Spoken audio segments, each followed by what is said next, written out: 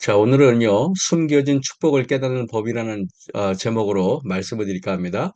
숨겨진 축복을 깨닫는 법. 오늘 본문은 사무엘하 16장 5절에서 13절의 요한복음을 벗어나서 오늘 한 말씀을 드릴까 합니다. 다윗 왕의 배다른 두 아들이 있었습니다. 암논과 압살롬이 있었어요. 암논은 페르나 여색을 좋아하고 압살롬의 누이 동생 다말을 강간한 그런 자였고, 압살롬은 야심가인 압살롬은 다말을 강간한 암논을 죽이기로 결심하고 2년간 치밀한 계획 끝에 살해를 했죠. 암논을 죽인 압살롬은 그슬로 도망가서 2년 동안 숨어 있다가 우여곡절 끝에 아버지의 액한장을 다 태우게 하고, 그리고 아버지와 형식적으로는 화해하고 헤브론으로 갑니다. 오늘날의 헤브론 도시가 이렇게 생겼습니다. 어, 압살롬은 아버지와 형식적으로 화해하고 헤브론으로 가서 아버지에게 반역하기 위하여 사람들의 환심을 사서 세력을 모읍니다. 근데 이 모든 일의 배후에는 아히도벨이라는 세계 제일의 모사꾼이 뒤에 있었습니다. 그렇다면 압살롬은 모반하기 위해서 왜 헤브론을 갔을까요? 발음도 잘 안 되네요. 다윗은 수도를 헤브론에서 예루살렘으로 옮겼습니다. 헤브론 사람들이 다윗을 좋아할까요? 그렇지 않습니다.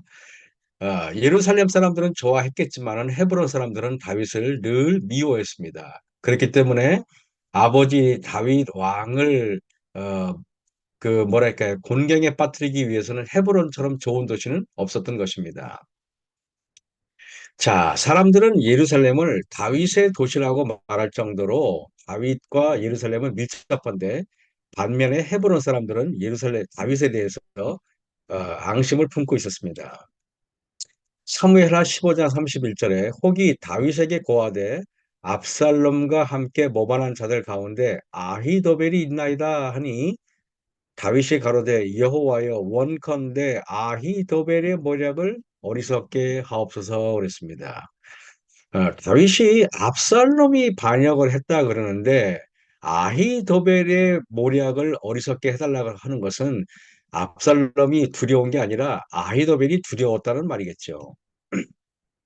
왜 그랬을까요? 사무엘하 15장 16장 23절에 보면은 그때 아히도벨의 베푸는 모략은 하나님께 물어받은 말씀과 일반이라 그랬습니다. 아히도벨이라는 사람이 얼마나 지혜로우면은 하나님께 물어받은 말씀과 똑같다 그럴 정도니까 하나님의 모략과 아히도벨의 모략이 같다는 말입니다. 이러니 다윗이 아히도벨의 모략을 이길 수가 없다는 것입니다. 이건 불가능합니다. 아히도벨의 모략은 하나님께 물어받은 모략과 똑같을 정도인데 왜 아히도벨은 다윗을 반역했을까요? 아히도벨은 다윗이 가늠한 바세바의 할아버지였기 때문입니다. 아히도벨은 그 자신의 원한과 복수심을 쭉 교묘히 숨기고 시간이 갈 때까지 가만히 있다가 그의 아들 압살롬을 이용해 가지고 이 일을 합니다. 자, 사무엘 15장 31절 혹이 다윗에게 고하되 압살롬과 함께 모반한 자들 가운데 아히도벨이 있나이다 하니, 다윗이 가로되 여호와여 원컨대 아히도벨의 모략을 어리석게 하옵소서 그랬습니다. 이것은 다윗의 생명과 직결되고 이스라엘의 운명과 직결되는 중대한 기도를 시작합니다. 다윗 왕이 이제 사무엘하 16장 5절에 보면요, 다윗 왕이 바후림의 이름에 거기 도망가고 있었어요. 거기서 사울의 집 족속 하나가 나오니 게라의 아들의 이름은 시므이라. 저가 나오면서 다윗을 저주합니다. 자, 시므이는 사울 왕의 집안 사람이었어요. 사울 왕이 죽고 자신의 집안이 몰락한 것이 다윗 때문이라고 생각하고 다윗을 아주 아주 미워했습니다. 사무엘하 16장 6절입니다. 다윗과 다윗 왕의 모든 신복을 향하여 돌을 던지니 그때의 모든 백성과 용사들은 다 왕의 좌우에 있더라 그랬습니다. 다윗이 아무리 도망가는 처지였고 아무리 쫓겨가는 처지였지만은 다윗 주변에는 수백 명의 뛰어난 장수들이 있었어요. 그런데 노인에 불과한 시므이가 다윗 왕에 대해서 돌을 던지고 참남된 짓을 합니다. 왕의 한마디면은 시므이는 능지처참 당할 그런 위기에 있었어요. 시므이가 저주하는 가운데 이와 같이 말하니라 피를 흘린 자여 비루한 자여 가거라 가거라 이렇게 말해요. 자, 다윗 왕의 성격을 굉장히 도발하겠죠. 스루의 아들 아비새가 왕께 여짜오되 이 죽은 개가 어찌 내 주 왕을 저주하리까 청컨대 나로 건너가서 저희의 머리를 베겼어 그랬습니다. 자, 그 다윗 주변에 있던 그 장수들이 다윗에게 당장 저 녀석을 끝장낼 테니까 명령만 하여 주옵소라고 말하는 것입니다. 여러분, 참 제가 볼 때는요, 중대한 기도 후에는 반드시 품성의 테스트가 이르러 오는데요. 제가 그 동해안에 있는 어떤 교회에 전도회 일주일 동안 전도회를 갔습니다.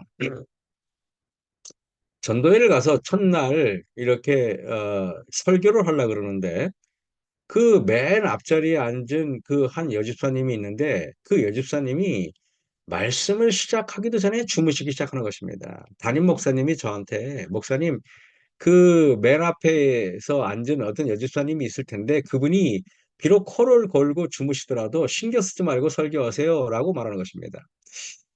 저는 신경을 안 쓰려고 이렇게 그 신경을 안 쓰려고 설교를 하는데 그분이 더 신경이 쓰이는 것입니다. 그래가지고 설교가 완전히 망쳐버렸어요. 식은땀을 흘리고 설교가 완전히 망치고 나서 그러고 나서 성도들을 볼 면목이 없었던 것입니다. 전도의 첫날을 완전히 망쳐버렸습니다.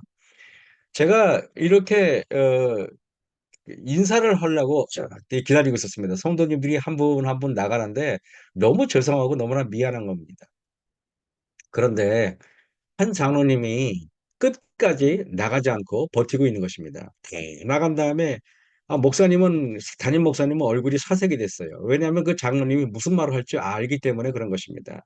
모두가 다 나간 다음에 장로님이 저를 불러 세우더니 있는 대로 꾸지람을 하시는데 우리는 전도회를 위해서 3개월 동안이나 준비했는데 당신은 도대체 뭘 했냐고 이러면서 저를 실책하시는 것입니다.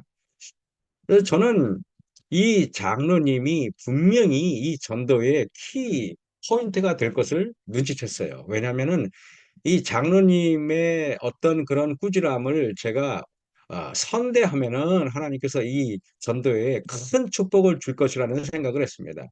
그래서 장로님이 무슨 말씀을 하든지 다 받아들이고 다 제가 머리를 조아리고 절대 장로님한테 대들지 않았어요. 장로님의 꾸지람을 30분 정도 제가 훈계를 듣고 야단을 맞고 그리고 이제 사택에 돌아왔는데 온 다리에 힘이 빠졌습니다. 남의 야단을 맞는 게 쉬운 일이 아니더라고요. 사택에 돌아왔는데 그 돌아와서 이렇게 숙소에 있는데 그 장로님한테 전화가 또 왔어요. 담임 목사님이 절대 전화를 안 받아주려고 그러는데 제가 억지로 수화기를 뺏어서 전화를 받았습니다. 그래가지고 한 20분 이상을 또 야단을 맞았어요. 그 다음에 제가 담임 목사님한테 당장 그 아침 그 오전 예배가 예약돼 있지 않았는데 오전 예배를 시작하자 그랬어요.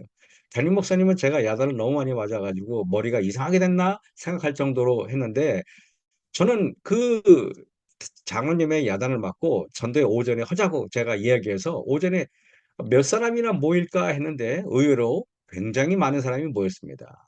그날부터 하나님께서 말씀에 은혜를 주시는데 정말 뭐랄까요? 하나님께서 퍼부어주는 능력을 경험할 수 있었습니다. 화요일 날, 수요일 날 예배가 진행되는데 저한테 꾸지람을 했던 장로님은 수요일 날도 오지 않았어요. 그런데 목요일 날 장로님이 오셨고, 근데 수요일부터 그 주무시는 여집사님이 눈이 떠진 것입니다. 그 집사님이 설교를 경청하기 시작하고, 전도의 마지막 날에는 그 교인들의 2배 이상의 성도들이 모였어요. 얼마나 많은 은혜의 축복을 받았는지 저는 중대한 기도 후에는 반드시 품성상의 테스트가 이르러 온다는 것을 알고 있어요. 여기 위기라는 뜻을 보면은요, 위자는 위태로울 위자, 영어로 danger겠죠. 기자는 기회 기자, opportunity입니다. 그래서 위기라는 것은 어떤 나에게 영적인 기회라는 것입니다. 여기 보면은요, 하나님이 인생으로 고생하며 근심하게 하심이 본심이 아니다 그랬어요. 그런데 이 시련을 허락하는 것은 그분의 거룩함에 참여케 하기 위함이다. 감당하기 심히 어렵고 가혹하게 보이는 시련이라도 일단 믿음으로 받아들이면 축복임이 드러날 것이다 그랬습니다. 내가 이해를 못하고 이 나에게 닥쳐오는 어떤 사건을 이해를 못하고 감정적으로 동의할 수 없는 일이라도 내가 일단 믿음으로 받아들이면 축복임이 드러날 것이다 그랬어요. 그 저는 시련이라도 믿음으로 받아들이는 자세와 믿음으로 받아들이지 않고 그저 재수 없는 어떤 해프닝이라고만 생각하면은 전혀 다른 결과가 나온다는 것입니다. 요셉이 형들의 미움을 받아서 그 노예로 끌려가는데요. 어떤 피를 나눈 형제들의 그 어떤 잔인함이라는 것은 마음적으로 받아들이기 굉장히 어려웠을 거예요. 그러나 요셉은 일단 이것을 믿음으로 받아들이기로 결정했어요. 이해할 수는 없지만은 하나님의 섭리를 믿고 무조건 감사하기로 하였습니다. 어저께 천사가 나타나서 이런 거니까 요셉아 참아라 이런 언질도 있지 않았어요. 요셉은 아버지와 할아버지의 그 신앙의 여러 경험들을 통하여 이 일을 깨달았던 것입니다. 요셉을 팔아버린 형들의 정신은 분명히 마귀의 정신일 거예요. 그러나 요셉은 이것을 하나님의 뜻으로 믿고 최선을 다하고 하나님의 뜻을 믿고 일단 믿음으로 받아들였기 때문에 하나님께서 역사하신 것입니다. 당신들이 나를 이곳에 팔았으므로 근심하지 마소서 한탄하지 마소서 하나님이 생명을 구하시려고 나를 당신들 앞서 보내셨나이다라고 창세기 45장 5절에 고백할 수 있었던 것은 요셉이 처음부터 일단 믿음으로 받아들였기 때문에 이런 간증이 필요했던 것입니다. 가능했던 것입니다. 우리는 알지만은 나무를 조각하려면 나무보다 훨씬 더 단단한 것이 필요합니다. 돌을 다듬으려면은 돌보다 더 강한 도구가 필요하겠죠. 쇠를 깎으려면은 쇠보다 더 강한 도구가 필요한 것입니다. 야곱의 모난 상품을 깎아내기 위해서 하나님께서는 야곱보다 더 강한 라반을 사용하셨고요. 한나를 위대한 사무엘의 어머니로 다듬기 위해서 하나님께서는 브릿나라는 악한 여자를 통하여 한나의 품성을 품성을 깎으셨습니다. 다윗을 온유한 왕으로 하나님을 사랑하는 왕으로 다듬기 위해서 사울이라는 단단하고 아주 강한 도구를 사용하셨던 것입니다. 사무엘상 18장 5절에 다윗이 사울에 보내는 곳마다 가서 지혜롭게 행하며 사울이 그로 군대의 장을 삼았더니 온 백성이 합당히 여겼어요.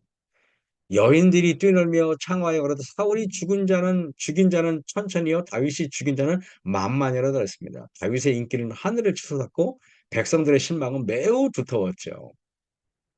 근데 여러분 여기 보면 사무엘상 18장 10절에 보면은 다 때에 사울의 손에 창이 있는지라 그가 스스로 이르기를 내가 다윗을 벽에 박으리라 하고 그 창을 던졌으나 다윗이 그 앞에 두 번 피하였더라 그랬습니다. 다윗의 위기는 사울 왕의 창이 아니라 사람의 박수갈채인 것입니다. 정말 무서운 것은 사람들의 인정과 사람들의 박수와 사람들의 칭찬인 것입니다. 다윗은 이런 칭찬과 이런 박수갈채에 초연해지기 위해서는 사울 왕을 피해서 10년 동안이나 광야에 다니면서 이동식 수업을 하면서 품성의 단련을 받아야 했던 것입니다. 시므이가 다윗을 욕하고 다윗을 조롱했는데 이것은 누가 보아도 마귀의 정신입니다. 그러나 다윗은 이것을 마귀의 뜻이라고 생각하지 않고 하나님의 뜻으로 이해하고 믿음으로 이해를 했던 것입니다. 다윗은 시므이의 저주와 비난을 자신의 죄로 인한 모난 품성을 깎아내고 도려내는 채석장의 연마기로 사용했습니다. 그는 시므이를 하나님께서 보내신 품성 단련 선생님인 것을 깨달았고 모든 것을 다 받아들이고 이해하고 자신의 품성을 깎는 도구로 그의 시므이의 저주를 사용했습니다. 사무엘하 16장 10절입니다. 왕이 가로되 수르의 아들들아 내가 너희와 무슨 상관이 있느냐? 저가 저주하는 것은 여호와께서 저에게 다윗을 저주하라 하시미니 내가 어찌 그리하였느냐 할 자가 누구겠느냐 하고 그랬습니다. 자, 아, 시므이가 저주를 하니까 옆에 있는 부하들이 당장 죽이겠다고 하니까 다윗이 저가 저주하는 것은 여호와께서 저에게 다윗을 저주하라 하시미니라는 말을 합니다. 이것은 놀라운 말이에요. 누가 옆에 있는 아주머니나 누가 옆에서 나를 공격하고 그러면은요, 그것은 하나님께서 그분을 통하여 나의 품성의 악덕질을 고치기 위함이다라고 우리는 고백할 수 있어야 됩니다. 중대한 기도 후에 다가오는 위기는 기도 응답의 징조라는 것입니다. 아비새와 모든 신복에게 이르되 내 몸에서 난 아들도 내 생명을 해하려 하거든 하물며 이 베냐민 사람이랴 여호와께서 저에게 명하신 것이니 저로 저주하게 버려두라 그랬습니다. 제가 전도에 갔을 때 어떤 장로님이 저를 비난했을 때 그 장로님의 비난을 그냥 일개 장로님의 어떤 그 품성의 악함이라고 생각했다면 제가 그 분노를 이길 수 없었어요. 하지만 하나님께서 나에게 주신 어떤 그런 사인이라고 생각하고 제가 그 장로님을 선대했을 때 전도에 놀라운 결과가 일어났듯이 분명히 다윗은 시므이의 저주를 통하여 아히도벨의 모략을 어리석게 해달라는 자신의 기도가 응답될 것이라는 것을 깨달았던 것입니다. 그래서 여호와께서 저에게 명하신 것이니 저로 저주하게 버려두라라는 고백을 합니다.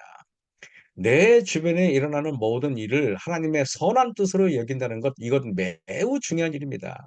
사무엘하 16장 12절에 혹시 여호와께서 나의 원통함을 감찰하시리니 오늘날 그 저주 까닭에 손으로 내가 갚아주시리라 하고 그랬습니다.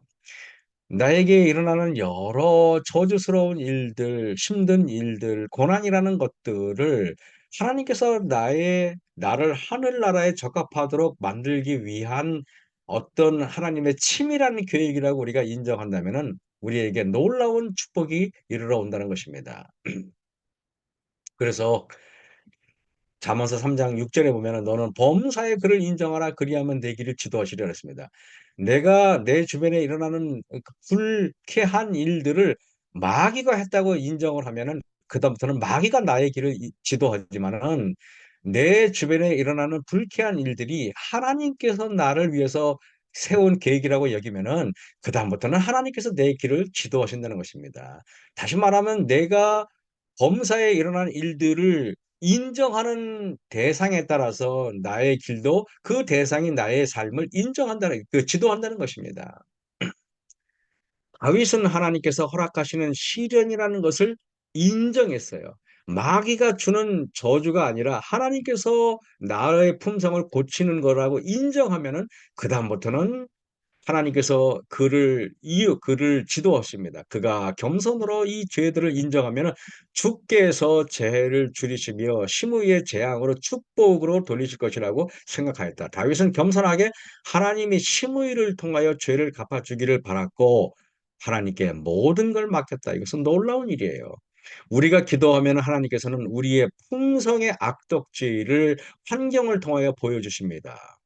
진실된 기도를 하면은 우리 품성의 약점이 환경을 통해 노출되고 이때 우리는 믿음으로 말미암아 승리해야 하는 것입니다. 우리가 간절히 새벽 기도를 하고 그리고 집으로 돌아가면은 교회에서 집으로 돌아가면은 남편이 화를 냅니다. 그 화를 내면은 내 마음에서 어떤 분노가 이글이글 끓어오른다면은 하나님께서는 너의 분노가 어떤 나의 분노를 보여줍니다. 그 분노를 나는 믿음으로 말미암아서 승리해야 하는 것입니다. 우리의 모난 품성은 테스트 지점에서 변화되는데 기도했다고 변화되는 것이 아니라 기도에서 하나님께서 악덕질을 보여주면은 그 악덕질을 믿음으로 말미암아서 우리가 승리하는 것입니다. 아히도벨에 반역했을 때 다윗은 그의 모략이 어리석게 해달라고 기도했어요. 밧세바의 할아버지인 아히도벨의 모략은 다윗 그 반역은 다윗의 죄를 생각나게 하고 그는 진실되게 자신의 죄를 회개합니다. 하나님께서는요, 시므이라는 덕이 부족한 사람을 통하여 다윗의 회개를 테스트했던 것입니다. 왜? 진정한 회개는 온유와 겸손이 따르기 때문에 그렇습니다.